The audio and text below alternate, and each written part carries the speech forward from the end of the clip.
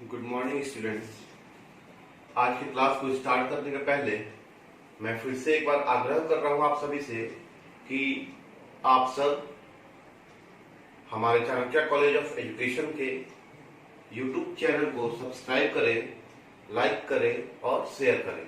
Share इसलिए ताकि अभी तक जो भी स्टूडेंट इस ई लर्निंग के क्लासेस से नहीं जुड़ पाए हैं वे इस क्लास तक अपनी पहुंच बना सके और इस क्लास के माध्यम से अपने अपने सब्जेक्ट को, जो भी सब्जेक्ट के प्रोफेसर्स अपना क्लास ले रहे हैं उनसे जुड़े और अपने आगे की पढ़ाई को जारी रखें। क्योंकि इस कोरोना महामारी में सभी लोग यही बात कर रहे हैं कि अब हम लोगों को अपने आप को समायोजन करना पड़ेगा। इस महामारी से हम लोगों को कैसे आगे बढ़ना है यह खुद से डिसाइड करना होगा। तो आप लोग इस क्लास को सब्सक्राइब करें, लाइक करें और शेयर करें। अब हम अपने क्लास की तरफ चलते हैं और आज हम लोग पढ़ेंगे बीएड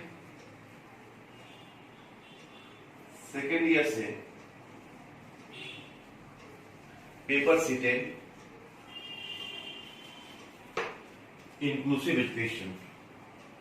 इसके अंदर हम लोग यूनिट फर्स्ट देख रहे थे और चूंकि यूनिट फर्स्ट में चैप्टर 4 तक हम लोग लास्ट क्लास में कंप्लीट कर चुके हैं और आज हम लोग देखेंगे चैप्टर 5 और यह यूनिट फर्स्ट का लास्ट चैप्टर भी है। तो इसमें सबसे महत्वपूर्ण एक बिंदु है, वह है कि समावेशी शिक्षा को प्रभावित करने वाले कारक। चैप्टर 5 का यह सबसे वीवीआई टॉपिक है और यह एग्जाम से रिलेटेड भी रहता है। क्वेश्चन को कंबाइन करके उसमें यह भी ऐड कर दिया जाता है कि समावेशी शिक्षा को प्रभावित करने वाले कारक कौन कौन से हैं। अर्थात इसमें यह पूछने का तात्पर्य है इस टॉपिक का कि जो समावेशी शिक्षा की बात हम लोग कर रहे हैं वह समावेशी शिक्षा हमारे समाज में किन किन कारणों से बाधित होने का काम पूरा कर पाती है। तो ऐसे कौन कौन से कारक हैं जो समावेशी शिक्षा को बाधित करते हैं, हमें उसी को इस टॉपिक के अंदर देखना है और यह चैप्टर 5 का सबसे इंपॉर्टेंट टॉपिक है। तो आइए हम देखते हैं कि समावेशी शिक्षा को प्रभावित करने वाले कारक कौन कौन से हैं। हमें इस टॉपिक के अंदर देखना है कि समावेशी शिक्षा को प्रभावित करने वाले कारक। इसको समावेशी शिक्षा को प्रभावित करने वाले कारक कौन कौन से कंपोनेंट हैं जो इंक्लूसिव एजुकेशन को प्रभावित करते हैं। तो पॉइंट वाइज हम देखेंगे कि समावेशी शिक्षा को प्रभावित करने वाले कारक निम्नलिखित हैं और वे बिंदुवार इस प्रकार से हैं, जिसमें पहला आता है कि शिक्षार्थियों में विविधता, दूसरा शिक्षकों की तैयारी, तीसरा जो आता है वह है भौतिक सुविधाएं, चौथा जो आता है संसाधनों की उपलब्धि और पांचवा मूल्यांकन व्यवस्था। तो ये 5 प्रकार हैं और 5 कारक हैं जो समावेशी शिक्षा को प्रभावित करने वाले कारक माने गए हैं। अब हम लोग इसे बिंदुवार समझने का प्रयास करेंगे कि आखिर इसके अंदर कौन कौन सी बातों को निहित किया गया है, जिससे यह साबित हो जाता है कि समावेशी शिक्षा को प्रभावित करने वाले कारक यही 5 हैं। तो आइए हम लोग आगे चलते हैं और हर एक बिंदु को डिटेल्स में देखते हैं। जो पहला कारक है वह यह है कि शिक्षार्थियों में विविधता। विविधता से तात्पर्य है किस चीज का? विभिन्नता से। और किसके बारे में विविधता हो रही है? शिक्षार्थियों की। तो यहाँ पे हम कह सकते हैं कि यहाँ बात हो रही है व्यक्तिगत विभिन्नता की, और हम जानते हैं कि व्यक्तिगत विभिन्नता से तात्पर्य है कि इस संसार में प्रत्येक व्यक्ति एक दूसरे से किसी न किसी प्रकार से, किसी न किसी तरीके से क्या है, विभिन्न है, अर्थात एक दूसरे से अलग है। तो यहाँ शिक्षार्थियों की अगर हम बात करते हैं कि शिक्षार्थियों में विविधता, तो हम कह सकते हैं कि एक ही समूह में पढ़ने वाले बच्चों के अंतर्गत सारे के सारे बच्चे एक दूसरे से भिन्न हैं, उनकी क्षमताएं अलग है एक दूसरे से, उनके व्यवहार अलग है एक दूसरे से, उनकी जो अधिगम क्षमता है वो अलग है एक दूसरे से। तो हम कह सकते हैं कि यह काम इसलिए कठिन हो जाता है, अर्थात समावेशी शिक्षा का कार्य इसलिए भी कठिन हो जाता है कि शिक्षार्थियों में विविधता पाई जाती है। तो जब विविधता पाई जाएंगी तो क्या होगा, जब विविधता पाई जाएंगी तो वहां पे एक समूह में बैठा कर पढ़ाना सारे विद्यार्थियों को जो विभिन्न वातावरण से आए हुए हैं और खुद अपने आप में व्यक्तिगत विभिन्नता को लिए हुए हैं, उन सारे विद्यार्थियों को एक समूह में बैठाकर पढ़ाना एक टफ टास्क होगा। और वहां पे यह सब किसको प्रभावित करती है, समावेशी शिक्षा को प्रभावित करने का काम करेगी। तो शिक्षार्थियों में जो विविधता पाई जाती है वो कहीं ना कहीं समावेशी शिक्षा को प्रभावित करती है, और ये होना भी लाजमी है, क्योंकि जब विभिन्न प्रकार के विभिन्न क्षमताओं वाले विद्यार्थी अगर एक समूह में बैठेंगे तो समावेशी शिक्षा कहीं ना कहीं किसी न किसी तरीके से अपने आप को प्रभावित कर लेगी। तो यहाँ पे हम देख रहे हैं कि शिक्षार्थियों में जो विविधता है वह पहला कारक है जो समावेशी शिक्षा को प्रभावित करती है। अब हम बढ़ते हैं दूसरे कारक की तरफ, जो है शिक्षकों की तैयारी। चूंकि अगर हम बात करते हैं शिक्षकों की तैयारी की, तो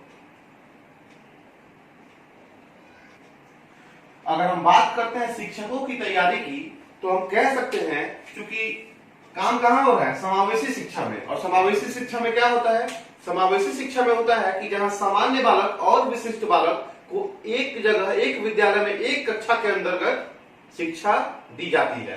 तो वहां पे शिक्षकों की तैयारी इस बात को प्रभावित करने का काम करती है, क्योंकि अगर समावेशी शिक्षा में शिक्षकों को पढ़ाना है तो सबसे पहले यह क्लियर और डिसाइड कर लेना होगा कि इस शिक्षा पद्धति में वही शिक्षक अपने आप को कंफर्ट कर सकते हैं जो उस प्रकार का प्रशिक्षण प्राप्त किए हुए हों।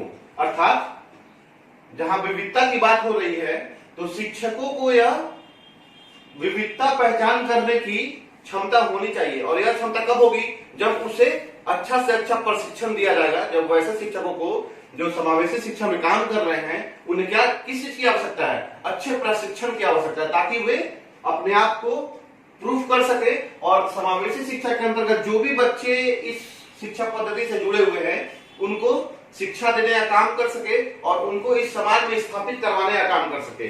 तो शिक्षकों की जो प्रशिक्षण का काम यहाँ पे आता है, जो सबसे इंपॉर्टेंट है इस पॉइंट में, कि शिक्षक प्रशिक्षण की व्यवस्था, शिक्षक प्रशिक्षण की उचित व्यवस्था होनी चाहिए। शिक्षक प्रशिक्षण की उचित व्यवस्था होनी चाहिए, जो कि हमारे देश में उतने अच्छे लेवल पे नहीं है। हमारे देश में शिक्षक प्रशिक्षण की व्यवस्था बहुत हाई क्वालिटी की नहीं है, और हम कह सकते हैं कि हमारे देश में शिक्षक प्रशिक्षण की व्यवस्था एवरेज लेवल पे है, उसको बहुत ज्यादा हाई क्वालिटी का हम नहीं बता सकते हैं। तो वहां पे सारे शिक्षक इस प्रशिक्षण से लाभान्वित नहीं हो पाते हैं, जिसका कारण है कि समावेशी शिक्षा को प्रभावित करने का काम कौन करता है, शिक्षकों की तैयारी। जब शिक्षक तैयार नहीं होंगे तो कैसे समावेशी शिक्षा की बात करेंगे।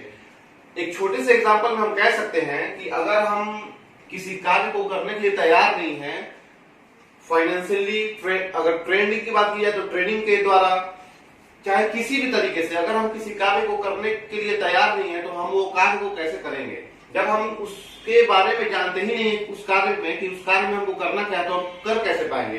तो यहाँ पे इसी बात को डिनोट किया गया है कि शिक्षकों की जो तैयारी है वह कहीं ना कहीं समावेशी शिक्षा को प्रभावित करने का काम करती है। क्यों करती है प्रभावित करने का काम, क्योंकि शिक्षकों को उचित व्यवस्था प्रदान नहीं की जाती है, शिक्षकों को उचित शिक्षक प्रशिक्षण प्रदान नहीं की जाती है। तो ऐसे निम्नलिखित कारण है जिससे शिक्षक कहीं ना कहीं पिछड़ जाते हैं और वह समावेशी शिक्षा को प्रभावित करने का काम कर डालते हैं। जो थर्ड पॉइंट है, जो हम लोग आगे आ रहे हैं थर्ड पॉइंट की तरफ, इसमें है भौतिक सुविधाएं की बात की गई है। भौतिक सुविधाएं, भौतिक सुविधाएं से तात्पर्य है कि भौतिक सुविधाएं भी कई बार समावेशी शिक्षा को प्रभावित करने का कार्य करती है। भौतिक सुविधाएं से तात्पर्य है कि समावेशी शिक्षा के अंतर्गत बच्चों को पढ़ाने के लिए, क्योंकि इसमें सामान्य बालक और विशिष्ट बालक दोनों प्रकार के बालक आते हैं, तो इस प्रकार के बालकों को समावेशी शिक्षा देने के लिए हमें किस चीज की आवश्यकता होती है? हमें किस चीज की आवश्यकता होती है? अच्छे इंफ्रास्ट्रक्चर की, और अच्छा विद्यालय भवन हो, या हम कह सकते हो कि स्थान, कक्षा, उचित वातावरण, खेल का मैदान,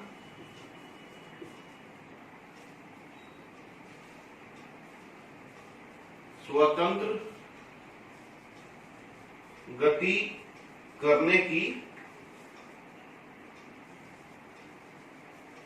आजादी हो, या हम कह सकते हैं कि दिव्यांग बालकों के लिए भी रैंप वगैरह का व्यवस्था होना चाहिए। और इस भौतिक सुविधाओं के अंदर हम देखेंगे कि इसमें क्लासरूम का अच्छे तरीके से होना, या उचित जगह पे विद्यालय का होना जहां पे दोनों प्रकार के बच्चे आसानी से पहुंच जाए, और खेल का मैदान होना जिसमें बच्चे स्वतंत्र गति से घूमने फिरने के लिए आजाद हों, और दिव्यांग बच्चों के लिए रैंप वगैरह का भी होना, या हम कह सकते हैं कि उचित ट्रांसपोर्टेशन की सुविधाओं का होना, जो भौतिक सुविधाएं के अंतर्गत आती है। तो हमारे देश में आज भी समावेशी शिक्षा को ये भौतिक जो सुविधाएं हैं वह प्रभावित करती हैं, और प्रभावित करने का कारण भी बनता है क्योंकि वैसा डेवलप डिजाइन बिल्डिंग, वैसा डेवलप क्लासरूम, और वैसा डेवलप हम लोग सारा सामग्रियों का व्यवस्था नहीं कर पाते हैं। और जब हम लोग क्लासरूम और स्कूल और खेल का मैदान और वैसा कोई भी व्यवस्था जो समावेशी शिक्षा के अंतर्गत आती है, अगर हम लोग व्यवस्था ही नहीं कर पाएंगे, जो बेसिक नीड है अगर हम उसको पूरा नहीं कर पाएंगे, तो जाहिर सी बात है कि ये भौतिक सुविधाएं जो है प्रभावित करेंगे किसको? समावेशी शिक्षा को।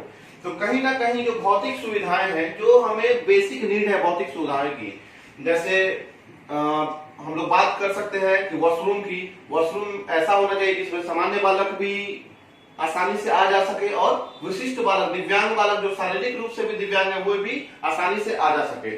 और अगर समावेशी शिक्षा की बात की जा रही है तो वहां पे शारीरिक रूप से दिव्यांग बालक जो है उनके लिए थोड़ा सा और ज्यादा हम लोगों को प्रोटेक्ट होना चाहिए, और वैसा व्यवस्था करना चाहिए कि जो शारीरिक रूप से पीड़ित बालक है, दिव्यांग बालक है, उनको चलने फिरने में या कहीं भी आने जाने में या शिक्षा ग्रहण करने में किसी भी प्रकार का कष्ट न हो। लेकिन हमारे देश में आज भी दिव्यांग बालक जो है कहीं ना कहीं पिछड़े हुए हैं, और यही कारण है कि वह अपने आप को हीन समझते हैं और अपने आप को पिछड़ा हुआ पाते हैं। और जो बच्चे पिछड़ जाते हैं तो वे क्या करते हैं? तो वे अपने आप को इस समाज में स्थापित नहीं कर पाते हैं और इस समाज से दूर होते चले जाते हैं। तो कहीं ना कहीं भौतिक सुविधाएं जो हैं वे समावेशी शिक्षा को प्रभावित करने का कार्य करती हैं। उसके बाद हम लोग देखेंगे फोर्थ पॉइंट, संसाधनों की कमी, अर्थात रिसोर्स की कमी। इसको लैक ऑफ रिसोर्स भी कह सकते हैं, लैक ऑफ रिसोर्स।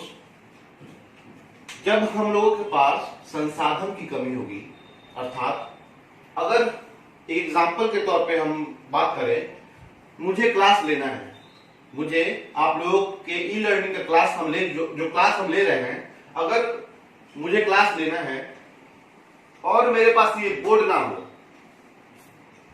हम खुद अपनी बात कर रहे हैं, हम जो भी क्लास लिए हुए हैं, अगर मेरे पास ये बोर्ड ना हो, ये मार्कर ना हो, तो क्या ये संभव था कि मैं ये क्लास को अरेंज कर पाता? नहीं कर पाता, क्योंकि जब मेरे पास संसाधन की कमी होगी तो मैं वो काम को नहीं कर सकता हूं। तो सीधा वही बात कहा गया है इसमें कि संसाधनों की उपलब्धि, जब संसाधनों की उचित उपलब्धि नहीं होगी हमारे पास तो हम समावेशी शिक्षा को क्या करेंगे, प्रभावित करेंगे।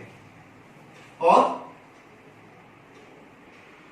तो इस संसाधनों की अनुपलब्धता में, यहां पे इस संसाधनों की जो अनुपलब्धि हो रही है तो हमें क्या क्या चाहिए, अगर समावेशी शिक्षा को प्रभावित नहीं करने का काम किया जाए तो हमें क्या क्या चाहिए, हमें चाहिए कि स्कूल बिल्डिंग के अंतर्गत, स्कूल बिल्डिंग के अंदर या क्लासरूम में उचित रूप से बैठने की व्यवस्था हो, डेस्क वगैरह उचित रूप से हो, जो बच्चे शारीरिक रूप से दिव्यांग हो उनके लिए बैठने का व्यवस्था उनके शरीर के अनुरूप किया जाना चाहिए।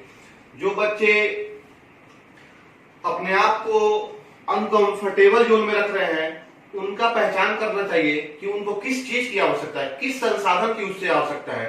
तो वहां पे वैसे संसाधनों की अगर उपलब्धि करवाई जा सके तो वहां पे समावेशी शिक्षा को प्रभावित करने का काम कम किया जा सकता है।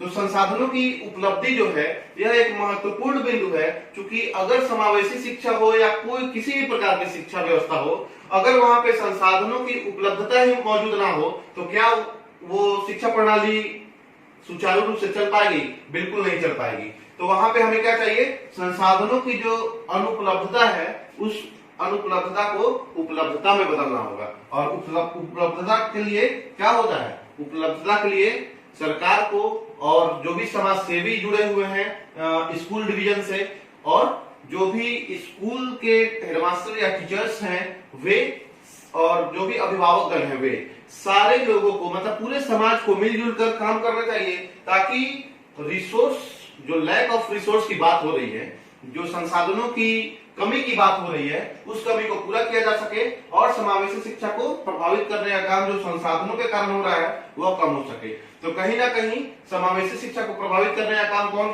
करता है, संसाधनों की अनुपलब्धता।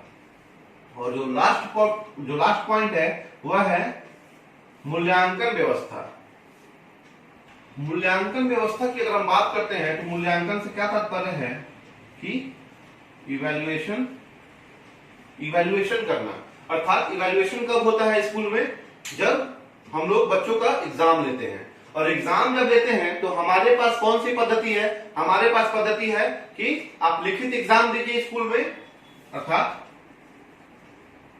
लिखित एग्जाम दीजिए और उस लिखित एग्जाम के अनुरूप हम लोग टीचर्स जो भी हैं वे चेक करें कॉपी को और ये बताएंगे कि बच्चा 100 में कितना नंबर लाया है या 50 में कितना नंबर लाया है।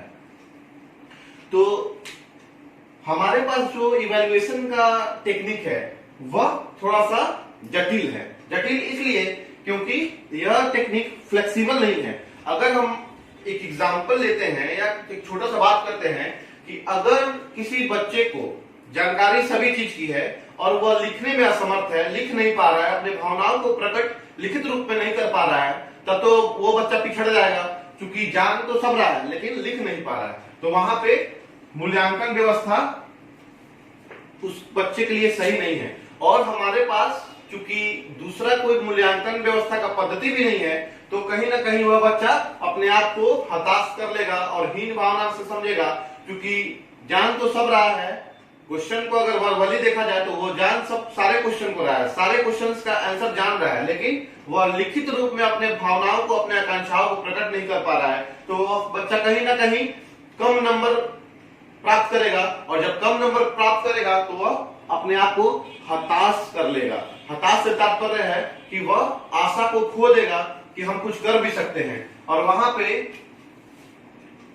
हमें क्या चाहिए, एक लचीला मूल्यांकन व्यवस्था चाहिए जो कि हमारे पास उपलब्ध नहीं है। तो कहीं ना कहीं हमारा जो मूल्यांकन व्यवस्था है वह भी समावेशी शिक्षा को प्रभावित करने का कार्य करता है। तो इस प्रकार से हम लोगों ने समावेशी शिक्षा को प्रभावित करने वाले कारक जो 5 प्रकार के हैं, विद्यार्थियों में विविधता, शिक्षकों की जो तैयारी है और भौतिक सुविधाएं जो हैं और संसाधनों की उपलब्धि और लास्ट मूल्यांकन व्यवस्था, इन 5 प्रभावित करने वाले कारकों को हम लोग बहुत ही अच्छे तरीके से, आशा करता हूं कि सारे लोगों को समझ में आया होगा और इसको समाप्त कर चुके हैं। और इस टॉपिक के समाप्त होने के बाद ही, इस टॉपिक को समाप्त करने के साथ साथ हम लोग यूनिट फर्स्ट कंप्लीट कर चुके हैं। तो यूनिट फर्स्ट हम लोग का फाइनली पूरा कंप्लीट हो चुका है। अब हम लोग नेक्स्ट क्लास में कहां चलेंगे? अब नेक्स्ट क्लास में चलेंगे यूनिट 2 के तरफ। नेक्स्ट क्लास जो भी होगा बीएड सेकेंड ईयर का और पेपर C10 का, वो हम लोग यूनिट 2 से स्टार्ट करेंगे। यूनिट फर्स्ट का एक एक चैप्टर, एक एक टॉपिक हम लोग कंप्लीट कर चुके हैं। तो आप लोग उस वीडियो को दोबारा देखिए और उसमें थोड़ा सा बुक का हेल्प लीजिए, क्योंकि सिर्फ वीडियो देखने से काम नहीं चलेगा और उसमें थोड़ा सा बुक का भी हेल्प चाहिए। तो बुक में जो भी टॉपिक्स दिया हुआ है वह आप लोग इस वीडियो के माध्यम से देख के बहुत अच्छे तरीके से समझ जाएंगे, मैं यह आशा करता हूं। और वहां से स्टार्ट करेंगे C10 पेपर का इंक्लूसिव एजुकेशन के अंदर यूनिट 2। Thank you. और लास्ट मैं आप सबों से आग्रह करता हूं और चाणक्य परिवार की तरफ से आग्रह करता हूं कि इस कोरोना महामारी में आप सभी घर में रहिए और सुरक्षित रहिए और अपने आसपास साफ सफाई बनाए रखिए, ताकि इस महामारी से हम लोग लड़ सकें।